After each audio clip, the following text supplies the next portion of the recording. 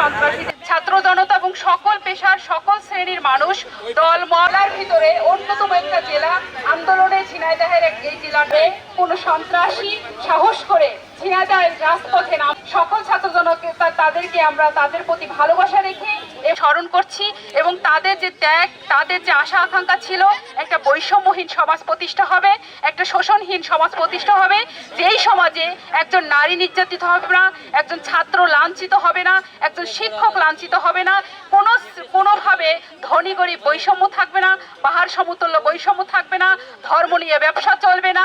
এই ধরনের আশা আকাঙ্ক্ষা নিয়েই আমাদের আবু সাইদ মুগ্ধ ভাইয়েরা জীবন দিয়েছিল এই দেশের একটা স্বৈরাচারী ব্যবস্থা পতনের জন্য। সেই লক্ষ্যে আমরা সমাজতান্ত্রিক ছাত্র ফ্রন্ট আগেও ছিলাম, এখনো আছি। জানাচ্ছি আমাদের আলোচনা চলছে।